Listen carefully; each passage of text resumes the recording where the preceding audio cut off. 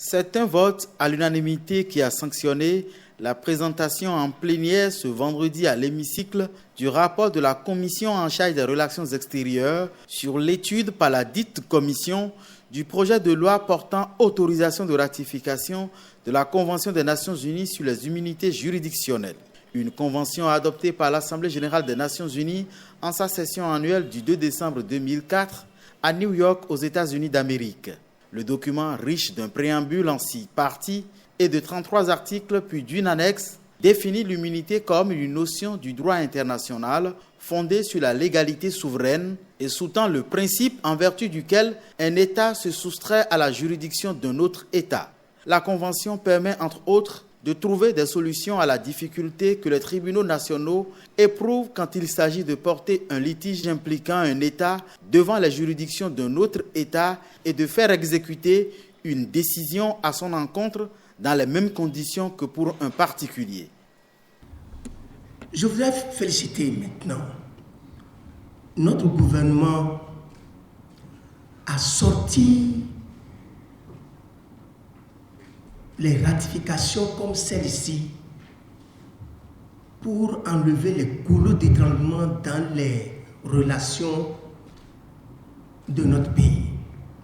Si nous ratifions aujourd'hui, est-ce que nous pourrions revenir sur l'île de l'été? Parce que ce traité veut ramener beaucoup de choses dans le patrimoine de notre État. C'est une grande ratification. Ici, il s'agit de la souveraineté, l'égale souveraineté des États. Nous savons que dans les relations internationales, ce sont les intérêts des États qui priment. Je suis particulièrement satisfait que ces derniers jours, notre pays, comme le Nigeria, ont souscrit à la zone de libre-échange, n'est-ce pas, la ZLECAf. C'est un pas important dans cette stratégie collective régionale continentale qui me paraît être la seule voie pour sortir nos États de notre état de sous-développement. Notre pays, le Bénin, est-il déjà confronté une fois par le passé à la problématique des immunités juridictionnelles? Quel est l'intérêt de la ratification de cette convention pour notre pays actuellement? Quelles sont les dispositions prises par le gouvernement pour l'appropriation des dispositions de cette convention par les juridictions nationales? Cette convention des Nations Unies clarifie en fait les règles qui doivent désormais gouverner la saisine des juridictions nationales, mais aussi les juridictions internationales pour des actions dirigées contre les États et leur démembrement. Elle met le Bénin sous la protection de ces règles donc. Ce n'est jamais une partie de plaisir qu'un État se fasse attrait devant une juridiction étrangère, encore plus lorsqu'il s'agit de la saisie ou des actes d'exécution sur ses biens. C'est d'ailleurs là l'intérêt majeur du vote qui est demandé. Je vais dire 2 choses. C'est qu'avec cette règle-là, l'État du Bénin ainsi que ses biens seront davantage protégés si nous adhérons, si l'autorisation de ratification nous est accordée.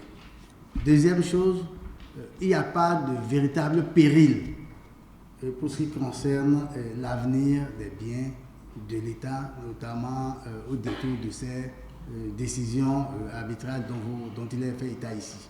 Mais nous sommes en ce moment en train de procéder au recensement de tous ces dossiers à caractère contentieux pour leur donner les suites qui conviennent. L'île de l'été reviendra-t-il dans le patrimoine de l'État?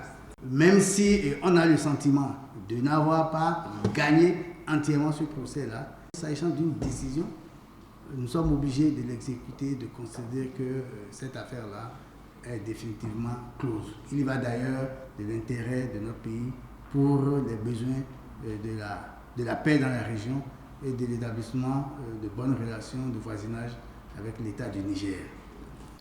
L'adoption du projet de loi portant autorisation de ratification de la Convention des Nations Unies vient mettre un terme à la première session ordinaire de l'Assemblée nationale au titre de l'an, ouverte depuis le 15 avril dernier. La session se referme avec un vote de 13 lois portant autorisation de différentes ratifications pour permettre à l'exécutif de disposer de ressources pour développer le pays. C'est aussi la session à la faveur de laquelle la 8e législature a été installée et tout son dispositif de fonctionnement avec, puis l'investiture de son président en la personne de Louis Gbagbo Vlavonou.